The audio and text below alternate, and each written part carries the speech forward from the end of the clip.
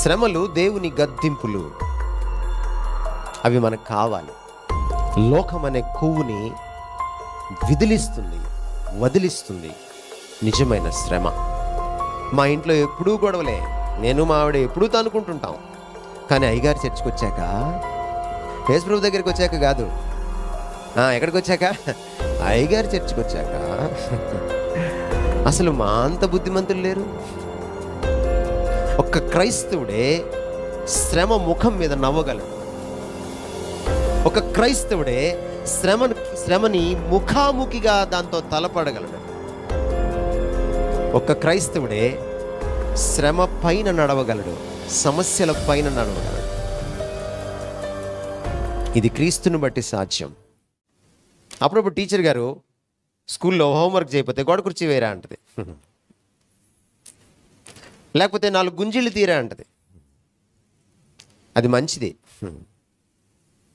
దానివల్ల క్రమశిక్షణ వస్తుంది. కాస్త పాఠం ఈసారి ఒళ్ళు దగ్గర పెట్టుకొని వింటాడు. శ్రమలు దేవుని గద్దింపులు, అవి మనకు కావాలి. ఈ మధ్య పాస్టర్లు ఎలా మాట్లాడుతున్నారంటే, ప్రీచర్లు ఎలా మాట్లాడుతున్నారంటే, నీ సుఖమే నేను కోరుకున్నా అన్న టైప్లో మాట్లాడుతున్నారు. వాళ్ళు ఏం చెప్పినా సుఖమే ఉంటుంది అందులో. దేవుడు నిన్ను ఆశీర్వదిస్తాడు రా. అది కూడా నువ్వు ఇంట్లో ఉంటే ఆశీర్వదించడు, మీ చర్చికి వెళ్తే ఆశీర్వదించడు. నువ్వు హైదరాబాద్లో మా చర్చికి రావాలి. రాలేకపోయావా ఏం పర్వాలేదు, కరోనాలో ఉన్నావా ఏం పర్వాలేదు, నీకు పేపాల్ ఉంది, నీకు జీపే ఉంది, లేకపోతే ఫోన్పే ఉంది.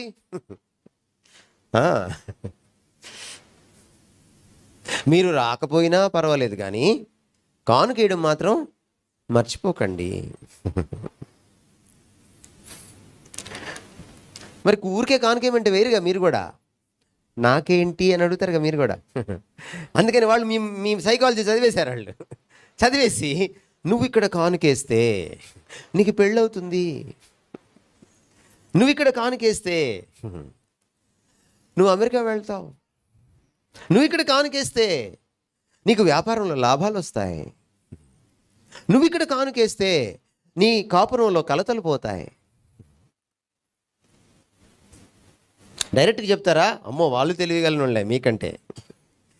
వాళ్ళు డైరెక్ట్గా చెప్పరు, వేరే వాళ్ళకి మైక్ ఇచ్చి చెప్పిస్తారు. దాన్నే సాక్ష్యాలు అన్నారు. వాళ్ళు మైక్ పుచ్చుకొని ఏం చెప్తారు? మా ఇంట్లో ఎప్పుడూ గొడవలే, నేను మా ఆవిడ ఎప్పుడూ తనుకుంటుంటాం.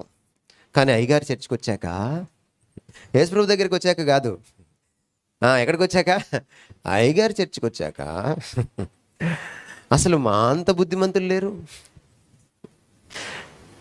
నా వ్యాపారంలో విపరీతంగా నష్టాలు, నేను ఇంకా ఆత్మహత్య చేసుకోవాలనుకున్నాను. కానీ నాకు అయ్యగారి చర్చికి వచ్చాక 20 లక్షల లాభం. దీన్నే మార్కెటింగ్ అంటారు, మినిస్ట్రీ అంటారు. దీన్ని ఏమంటారు? మార్కెటింగ్ అంటారు. మీకు అప్పుడప్పుడు టీవీలో కొన్ని ఛానల్స్లో నాకు మోకాళ్ళ నొప్పులు విపరీతంగా ఉండేవి, నేను ఏమాత్రం పని చేసుకునేదాన్ని కాదు, కానీ నేను ఇది వాడాక నా మోకాళ్ళ నొప్పులు మటుమాయం, అసలు మోకాళ్ళే లేకుండా పోయాయి అన్న టైప్లో చెప్తుంది ఆవిడ. దానికి దీనికి ఏమైనా తేడా ఉందా? మా చిన్నప్పుడు కూడా సాక్ష్యాలు విన్నాం మేము. మా చిన్నప్పుడు సాక్ష్యాలు ఎలా ఉండేయంటే, నేను ఒక జోబు దొంగని, నేను భయంకరమైన జోబు దొంగని. కానీ యేసు ప్రభు నన్ను మార్చేశాడు. ఈరోజు నేను జోబులు కొట్టడం మానేశాను. నేను ఒక వ్యభిచారిని, ఈరోజు యేసు ప్రభు నన్ను మార్చేశాడు. నాకు ఈరోజు ఒక పవిత్రమైన మనసు ఉంది. నేను ఒక నరహంతకుణ్ణి, ఈరోజు నేను ఒక దయార్థ హృదయుడిగా మారిపోయాను. అవి మా చిన్నప్పుడు సాక్ష్యాలు. ఇప్పుడు సాక్ష్యాలు. కాబట్టి నీ సుఖమే నేను కోరుకున్న ప్రసంగాలు వినకండి, సాక్ష్యాలు వినకండి. శ్రమ క్రైస్తవుల జీవితంలో అంతర్భాగం. నిజానికి అది ఒక ఆశీర్వాదం. శ్రమ మన క్యారెక్టర్ని ఏం చేస్తుంది? కత్తిరించుకుంటా వెళ్తుంది, శిల్పంలా చెక్కుకుంటూ వెళ్తుంది.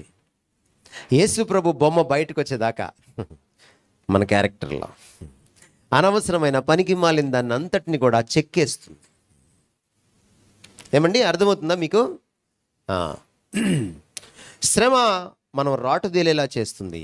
శ్రమ అసలేంటో నకిలీ ఏంటో తెలియజేస్తుంది. శ్రమ మనల్ని శుద్ధీకరిస్తుంది. శ్రమ దేవుని గద్దింపు.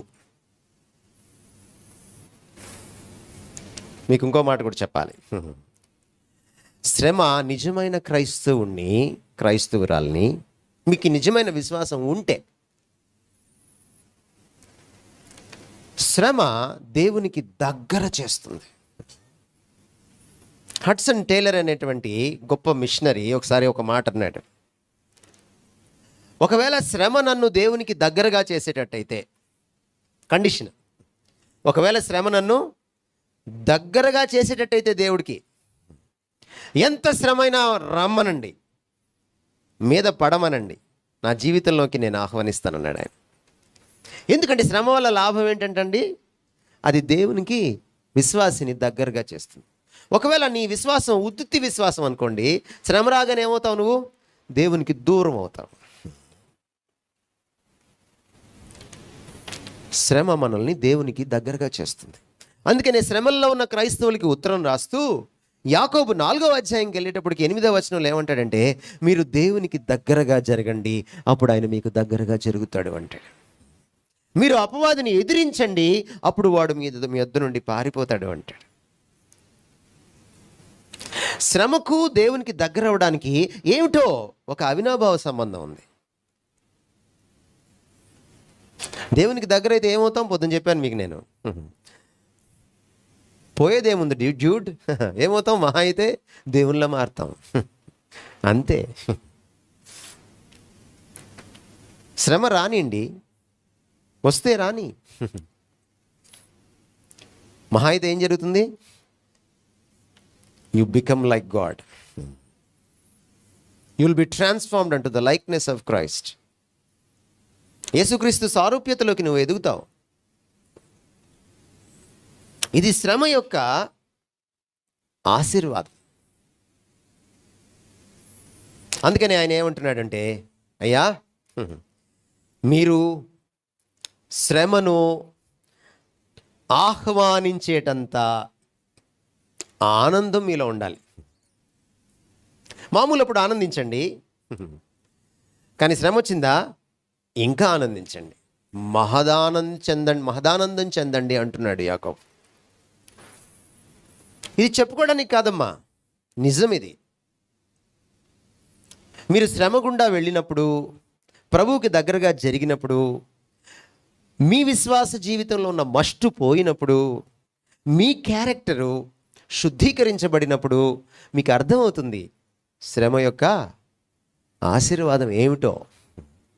ఒకవేళ మీకు ఆ అనుభవం కలిగితే, ఒక్కసారైనా క్రీస్తుకు దగ్గరైతే, మీరు నెక్స్ట్ టైం శ్రమ వచ్చినప్పుడు మీరు యాకోబు చెప్పినట్టుగా ఏం చేస్తారు? ఒకవేళ శ్రమ తర్వాత శ్రమ వచ్చి మీరు రాటు తేలుతున్నారు విశ్వాసంలో. మిలిటరీ వాళ్ళకి ఎలా ఉంటుంది శిక్షణ? రోజు 3 పూట్ల భోజనం పెడతాం, రోజు 3 పూట్ల బబ్బోండి, పడుకోండి చక్కగా అని అంటే మిలిటరీ వాళ్ళు ఎలా తయారవుతారు? ఎప్పుడైనా మీరు రైల్వే స్టేషన్స్లో అక్కడక్కడ మిలిటరీ డ్రెస్ వేసుకొని మిలిటరీ వాళ్ళు వెళ్తుంటారు చూసారా? వాళ్ళకి ఎందుకని మధ్యప్రదేశ్ ఉండదు? అదే మా పొట్ట ఎందుకు ఉండదు?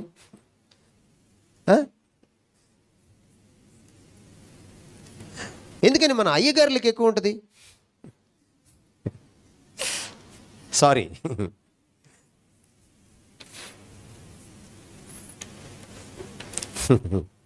మిలిటరీలో శ్రమ ఉంటుంది. వాడికి పాపం ఎప్పుడో వస్తుంది యుద్ధం, ఏ 10 ఏళ్ళకో 15 ఏళ్ళకో వస్తుంది యుద్ధం. ఎప్పుడో 60లోనో 70లోనో యుద్ధాలు చేసాం 2 సార్లు పాకిస్తాన్తో. చైనాతో ఏదో మన ఈ మధ్య చిలికి గానో ఏదో చిన్నది అంతే. పెద్ద యుద్ధాలు ఏం లేవు. కానీ వాడికి తర్ఫీదు ఎలా ఉంటుంది? వాడి శ్రమ, శారీరక శ్రమ, మానసిక కసరత్తు ఉంటుంది వాడికి ప్రతిరోజు. మిలిటరీ వాళ్ళకి ఎలా ఇప్పుడు యుద్ధం వస్తుందేమో అన్నట్టుగా కొండలెక్కిస్తారు, రాళ్ళు మోయిస్తారు, తాళ్ళు పట్టుకొని పైకి వెళ్ళాలి, ముళ్ళ కంపల కింద నుంచి వెళ్ళాలి, పాకాలి, పరిగెట్టాలి, కదంతాలు చేయాలి. వై? కొవ్వంతా కరిగించేస్తుంది. ఏమనుకోకండి ఇలా అంటున్నానని, మిమ్మల్ని క్షమాపణ అడిగే అంటున్నాను. క్రైస్తవులు చాలామందికి ఈరోజు కొవ్వు బట్టి కొట్టుకుంటున్నారు.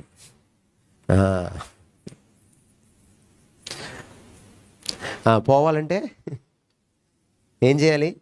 మనకి శారీరక ఒబిసిటీయే కాదు, ఊబత్వం, ఊబకాయం, ఆధ్యాత్మిక మందకొడితనం, ఊబకాయం వచ్చేసింది మనకి. We are suffering not only from a physical obesity but also a spiritual and mental obesity. ఈ మధ్యకాలంలో ఆస్గినిస్ అనేటువంటి ఒక గొప్ప క్రైస్తవ మేధావి అమెరికన్ల కోసం, పాశ్చాత్య దేశంలో ఉన్న క్రైస్తవుల కోసం ఒక అద్భుతమైన పుస్తకం రాశాడు. పాశ్చాత్య దేశాల్లో వాళ్ళకి పొట్టలు ఉండవు, బాగా కరిగిస్తారు. వాళ్ళు రోజు జాగింగ్ చేస్తారు, ఎంత తింటారో అంత కరిగిస్తారు, బాగా ఫిట్గా ఉంటారు ఫిజికల్గా. ఆయన ఎద్దేవా చేస్తూ పుస్తకం రాశాడు. మీకు పొట్టలైతే బాగా సన్నగున్నాయి, కానీ మీ మెదళ్ళు అయితే మాత్రం, మీ మనసులు హృదయాలు అయితే మాత్రం కొవ్వు బట్టి కొట్టుకులాడుతున్నాయని ఒక పుస్తకం రాశాడు. ఫ్లాట్ బెలీస్ అండ్ ఫ్యాట్ మైండ్స్ అని రాశాడు. Flat బెలీస్ and fat minds. ఈరోజు పాశ్చాత్య క్రైస్తవులకట ఇక్కడ కొవ్వు కరగాలట, కానీ భారతీయ క్రైస్తవ్యానికి రెండు ప్రాబ్లమ్సే: fat bellies and fat minds and fat spirits. లోకం అనే కొవ్వుని వదిలిస్తుంది నిజమైన శ్రమ. శ్రమ అంటే ఇక్కడ ఇంకో మాట కూడా మీకు నేను చెప్పాలి. నెక్స్ట్ పాయింట్ చెప్పకముందు మీరు అపార్థం చేసుకునే అవకాశం ఉంది. మనమే తప్పు చేసి శ్రమ వస్తుంది మనకు కొన్నిసార్లు. అది శ్రమ కాదమ్మా, ఆ శ్రమ గురించి మాట్లాడట్లా బైబిల్. కొన్నిసార్లు మనమే చేస్తాం తప్పు, దానికి ఏదో కేసు అవుతుంది, లేకపోతే ఏదో శిక్ష పడుతుంది, లేకపోతే ఏవో అవమానం జరుగుతుంది. ఆ శ్రమ కాదు. అందుకనే పేతురు పత్రిక రాస్తూ మళ్ళీ శ్రమ పడుతున్న క్రైస్తవులకి మొదటి పేతురు పత్రికలో ఏం రాశాడంటే, మీరు తప్పు చేసి శిక్ష నొందిన ఎడల మీకేమి హితము? మీరు తప్పు చెయ్యకుండా ఒకవేళ మీరు అన్యాయంగా శిక్షింపబడిన ఎడల అది మీకు హితము. ఈ శ్రమ కోసమే దేవుడు మిమ్మల్ని పిలిచాడు. క్రీస్తు కూడా అన్యాయముగా అవమానం పొందాడు, అన్యాయముగా శిక్ష పొందాడు, అన్యాయముగా ఆయన మీద అపనింద వేశారు. కాదంటారా? సో శ్రమ అంటే ఏంటి ఇక్కడ? క్రీస్తు కోసం మీరు నిలబడినప్పుడు, నీతి కోసం మీరు నిలబడినప్పుడు, లోకానికి ఎదురీదినప్పుడు, మీ ఇంట్లో వాళ్ళ నుంచో, పక్కింటి వాళ్ళ నుంచో, కొలీగ్స్ నుంచో, సహోద్యోగుల నుంచో, స్నేహితుల నుంచో, లోకం నుంచో, సమాజం నుంచో మీకేమొస్తుంది? శ్రమ వస్తుంది. ఆ శ్రమ. ఇంకొక ఆశీర్వాదం కూడా మీకు శ్రమ గురించి చెప్పాలి. శ్రమను ఎందుకు దేవుడు క్రైస్తవుడి జీవితంలోకి అనుమతిస్తాడు? ఎందువల్లంటే శ్రమ ద్వారా దేవుడు మహిమ పొందుతాడు. ఇదేమిటండి మళ్ళీ విడ్డూరమైన విషయం చెప్పారు? నేను శ్రమ పడితే ఆయనకి ఏమిటి లాభం? మీకు చెప్తా నేను. లోకస్తులు చాలాసార్లు సుఖంలో ఉన్నట్టుగా మీకు కనపడతారు. మీకు ఒక ప్రశ్న ఉంటుంది, తొలుస్తూ ఉంటుంది. అది చాలాసార్లు మీరు పాస్టర్ గారిని అడగడానికి ఇబ్బంది పడతారు. నేను క్రైస్తవుడిని అయ్యాక, బాప్తిస్మం తీసుకున్నాక, మారు మనసు పొందాక నాకు ఎక్కువ కష్టాలు వస్తున్నాయండి, ఎక్కువ శోధనలు వస్తున్నాయండి. దాన్ని గబ్బిలం అంటారమ్మా, దాన్ని మీరు చూడక్కర్లా. అది మన మీదకి రాదు. దానికి ఒక యాంటీనా ఉంటుంది, అది కొన్ని సిగ్నల్స్ పంపిస్తుంది. అది సిగ్నల్ వెళ్ళినప్పుడు అక్కడ నుంచి మళ్ళీ వెనక్కి తిరిగి వస్తుంది, ఈకో అంటాం అనమాట, ప్రతిధ్వనిస్తుంది అది. అల్ట్రాసౌండ్ సిగ్నల్స్ వెళ్తాయి. మీరు కూర్చొని ఉన్నారు కదా, మీదకి రాదు అది, ఎందుకంటే ఆ సిగ్నల్ వెనక్కి వెళ్ళిపోయి ఇక్కడ ఒక మనిషి ఉన్నాడని చెప్పేస్తుంది దానికి. కాబట్టి గబ్బిలం ఎప్పుడు మీ మీదకి రాదు.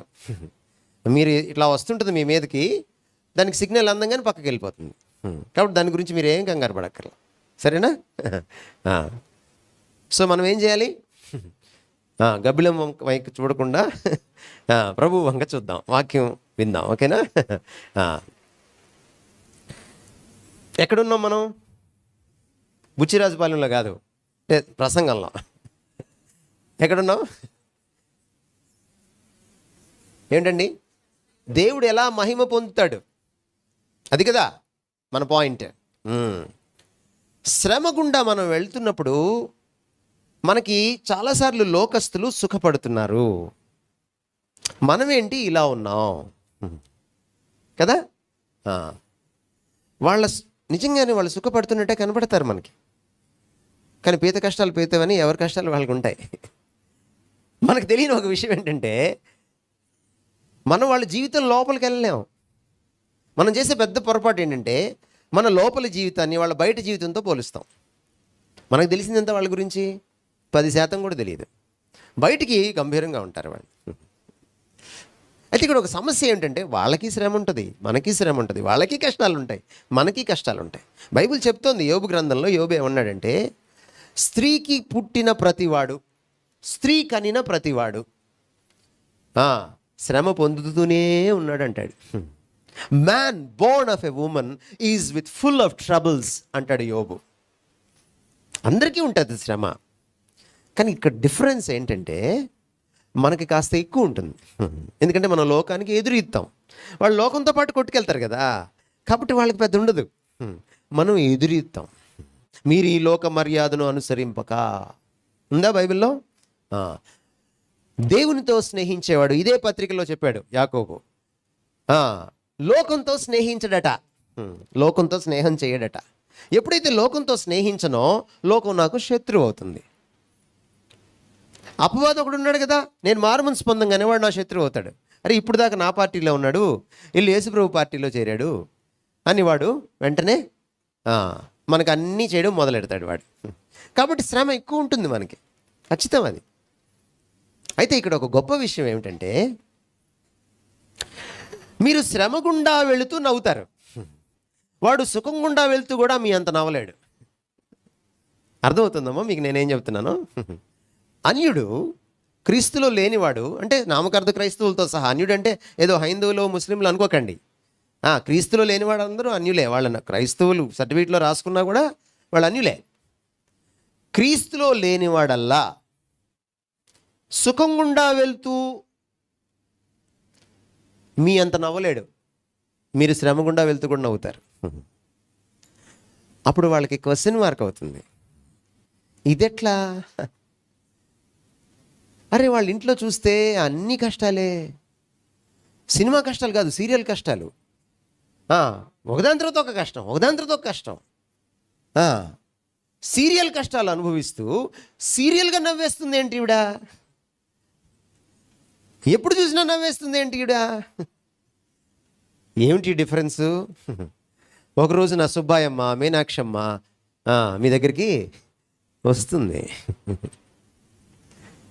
ఏంటోదినా నీ సీక్రెట్?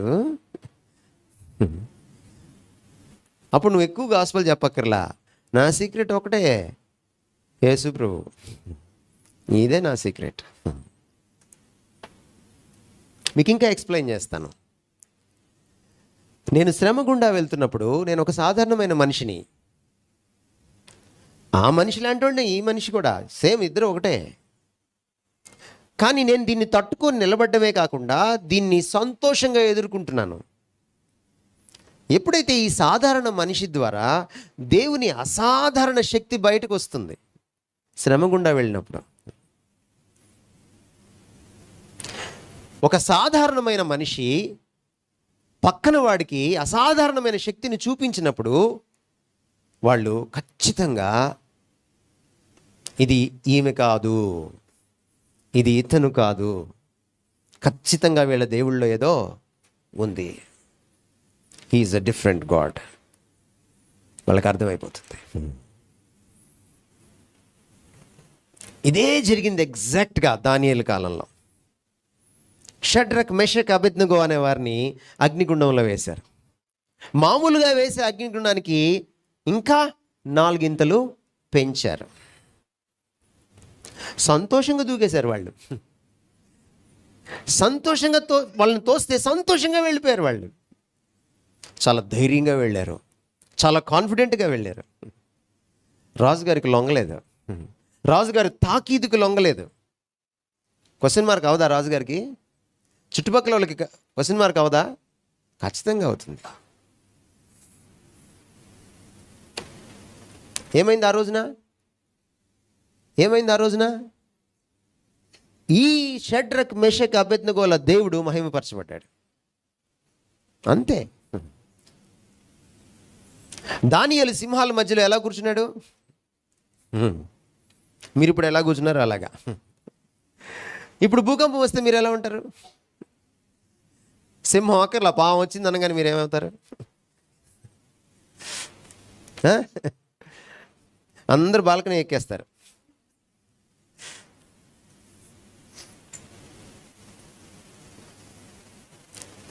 అట్లా ఎలా ఉన్నాడు ఆయన? ఆయన సింహాలను చూడట్లా, ఆ యూదా గోత్రపు సింహాన్ని చూస్తున్నాడు. That's a big difference. ఎప్పుడైతే మనం ఇలాగ ప్రవర్తిస్తామో మన యాటిట్యూడ్ని బట్టి, దేవుని కళ్ళద్దాల్లోంచి శ్రమల్ని చూస్తామో, శ్రమల కళ్ళద్దాల్లోంచి దేవుణ్ణి చూడకుండా పక్కింటోడికి క్వశ్చన్ మార్క్ అయిపోతాం, పక్కన ఉన్నోడికి క్వశ్చన్ మార్క్ అయిపోతాం. ఈ సువార్తను ఎవరైనా ఆపగలరా? ఏ మతోన్మాది ఆపలేడు. ప్రతి మనిషి ఒకటే కోరుకుంటాడు, జీవితంలో కష్టాన్ని ఎలా ఎదుర్కోవాలి, ఎలా నిలబడాలి. వీడిని చూస్తే తెలుసుకోవచ్చురా, ఈమెను చూస్తే తెలుసుకోవచ్చురా. That itself is a gospel. దానంతట అదే సువార్త అయిపోతుంది నీ జీవన శైలి. నువ్వు శ్రమల గుండా వెళ్ళి నవ్వుతున్నప్పుడు. నా చిన్నప్పుడు ఒక సండే స్కూల్ పాట ఉండేది. With Christ in the vessel I can smile at the Storm as I go sailing home. With Christ in the vessel I can smile at the Storm as I go sailing home. నేను ఇంటికి వెళ్తూ ఉంటే నా నావలో సముద్రంలో తుఫాను లేచితే నావ మీదకు వస్తే నేను నవ్వగలను, ఎందుకంటే క్రీస్తు నా నావలో ఉంటే. ఒక్క క్రైస్తవుడే శ్రమ ముఖం మీద నవ్వగలడు. ఒక క్రైస్తవుడే శ్రమని ముఖాముఖిగా దాంతో తలపడగలడు. ఒక క్రైస్తవుడే శ్రమ పైన నడవగలడు, సమస్యల పైన నడవగలడు. ఇది క్రీస్తుని బట్టి సాధ్యం. ఎప్పుడైతే మీరు శ్రమలో ఆనందిస్తారో, దాన్ని బ్లెస్సింగ్గా తీసుకోగలుగుతారో, ఆశీర్వాదంగా మీరు చూడగలుగుతారో, నిజంగానే ఆశీర్వాదం అవుతుంది అది. ఎప్పుడైతే మీలో ఆనందం, ఆశీర్వాదం కనపడుతుందో, దేవుణ్ణి పక్కింటి వాళ్ళు మహిమపరుస్తారు. అన్యులకి మీ దేవుని గొప్పతనం తెలుస్తుంది. అందుకనే శ్రమకి కాలము లేదు. It is unseasonal. It is unseasonal. మీరు ఈ ఆనవాయితీని కొనసాగిస్తారో లేదో నాకు సంబంధం లేదు. అది దేవుడి దగ్గర మీరు తీసుకోవాల్సిన నిర్ణయం. మీరు పక్క చర్చి వాళ్ళు పెడుతున్నారు కదా అని మీరు పెట్టుకుంటే అది దేవుడికి మీరు చెల్లించుకోవాల్సినటువంటి లెక్క, నాకు సంబంధం లేదు. కానీ ఈ సత్యం మాత్రం మీకు అర్థం కావాలి ఈ రోజున. ఇది జీవితంలో మీరు ఎప్పుడూ మర్చిపోకూడదు. శ్రమకు సీజన్ లేదు. శ్రమ, హింస, కష్టం, కన్నీళ్ళు, కడగండ్లు, సమస్యలు, ఇవి క్రైస్తవుల జీవితంలో నిత్యకృత్యాలు. అవి ఆశీర్వాదాలు. వాటి ద్వారా నువ్వు దేవుణ్ణి ఈ లోకంలో మహిమపరుస్తావు. తలలు వంచండి, ప్రార్థన చేసుకుందాం.